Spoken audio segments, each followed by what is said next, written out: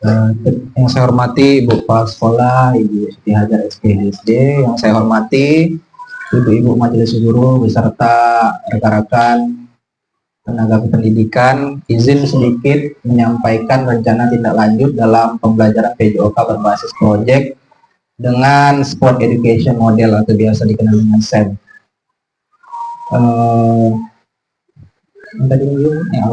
Nah, di sini kami mengambil tema terkait permainan tradisional Gobak Sodor.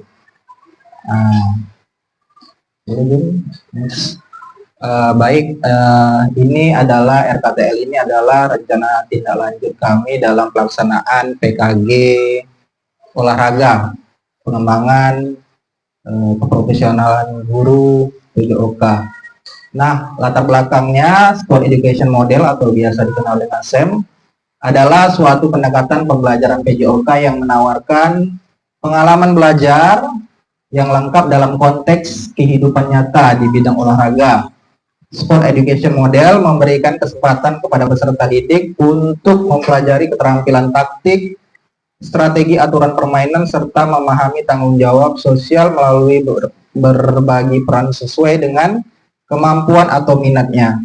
SEM juga dapat mewujudkan kepemimpinan peserta didik, student agency, dengan memberikan ruang melibatkan peserta didik dalam memberikan suara, voice, pilihan, choice, dan kepemilikan ownership peserta didik. Nah, tujuan program ini pertama mengembangkan keterampilan motorik peserta didik melalui pembelajaran Sport Education Model di dalam permainan gerobak sodor antar kelas SD 012 Bukit Bestari untuk meningkatkan pemahaman peserta didik tentang pentingnya pembelajaran PJOK melalui proyek yang melibatkan perencanaan dan pelaksanaan kegiatan olahraga.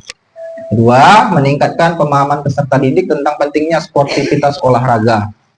Ketiga, mendorong kerjasama tim dan pengambilan keputusan strategis dalam konteks permainan berkelompok. Untuk capaian, langkah, dan hasil program, untuk capaiannya, pemahaman tentang peraturan permainan gerobak sodor, kemudian pengembangan peningkatan kemampuan dalam permainan tradisional gobak sodor, kemudian selanjutnya memahami taktik permainan, sportivitas dan kerjasama tim, kepemimpinan, kerjasama, dan tanggung jawab. Langkah, ya, kita laksanakan langkah-langkahnya. Pertama, kita melaksanakan technical meeting, latihan dalam pengelolaan pertandingan, menganalisis pertandingan, tanggung jawab guru PJOK sebagai fasilitator, motivator, evaluator, Walas dan guru mapel sebagai koordinator SEM, peserta didik sebagai menjadi panitia, pelatih, manajer, wasit, pemain, dan peran lainnya.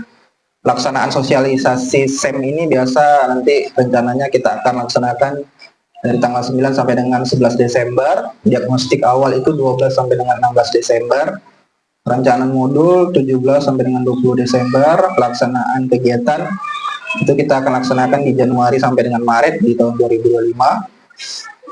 Perayaan akhir musim kita laksanakan 22 Maret 2025.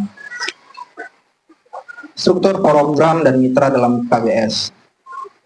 Ya, yang kita laksanakan yaitu kokurikuler. Peserta didik yang terlibat yaitu seluruh siswa SD 012 Bukit Bestari dari kelas 1 sampai dengan kelas 6.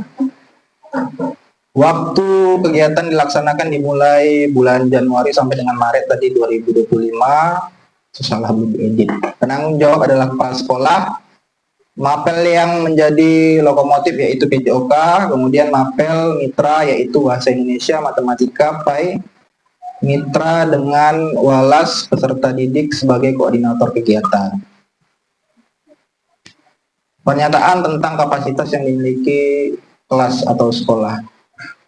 Sekolah memiliki kepala sekolah, guru, dan tenaga pendidikan profesional dengan jumlah sebanyak 21 orang, peserta didik dengan jumlah 316 orang, masing-masing kelas akan mengirimkan utusan sesuai dengan minat bakat dalam hal ini yang bertanding hanya kelas 3 sampai dengan kelas 5, kelas 1, 2 sebagai supporter, kelas 6 sebagai panitia pelaksana.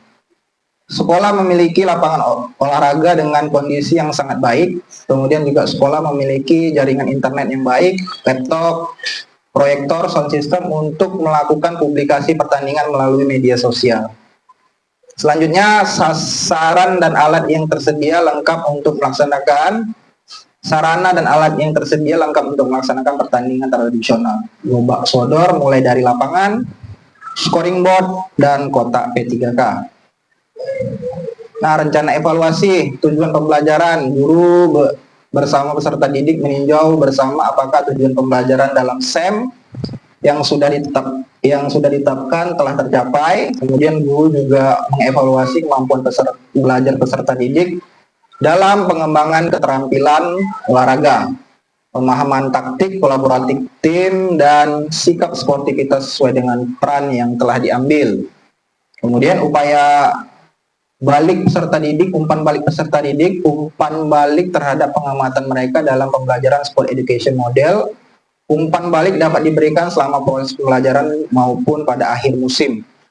Kemudian refleksi guru bersama dengan rekan sejawat melakukan refleksi terhadap perencanaan, pelaksanaan, dan pengelolaan sport education model dalam pembelajaran PJOK. Kemudian keberhasilan ditinjau dari aspek perencanaan musim, pengajaran keterampilan olahraga, kolaborasi tim, dan pengembangan sikap sportif. Evaluasi kinerja tim, mengawasi kolaborasi kerjasama tim dalam sport education model, apakah sudah efektif atau belum. Kemudian mengevaluasi bagaimana pengelolaan kelas, memaksimalkan waktu pembelajaran, dan menjaga peserta didik tetap terlibat dalam aktivitas sesuai dengan perannya. Oke, nah, ini adalah kemungkinan dan tantangan. Kemudian ada juga solusinya. Tantangan yang mungkin kita hadapi yaitu pengolahan waktu, jadwal yang dapat diubah sewaktu-waktu karena padatnya kegiatan seperti kegiatan kelas meeting dan libur. Ya, libur semester, libur tahun baru, dan libur Imlek. Faktor alam. Nah, di sini ada juga kondisi cuaca yang sulit diprediksi, angin kencang, hujan, dan lain sebagainya. Motivasi, mengalami kegagalan dan kelelahan dalam kegiatan, manajemen tim, perbedaan kemampuan gerak, strategi, dan taktik. Evaluasi dan umpan balik, kurangnya sarana, membangun secara konstruktif pada setiap peserta. Keterlibatan orang tua, mungkin kurangnya dukungan dan keterlibatan orang tua dalam kegiatan. Solusinya kita menjadwalkan jadwal yang efisien dan tepat waktu, peralihan permainan pada waktu dan cuaca yang kurang mendukung, pendekatan yang positif berupa ujian dan pengakuan, mediator dalam penanganan perbedaan antar peserta didik, dan mengadakan pertemuan dengan orang tua peserta didik. Oke, sekian. Terima kasih. Itu adalah rencana tindak lanjut yang kami dapatkan dalam pelaksanaan PKG PJOK yang kemungkinan akan kami terapkan di tahun 2025 nanti. Mungkin itu saja pemaparan dari kami. Saya akhiri dengan Assalamualaikum warahmatullahi wabarakatuh. Ya.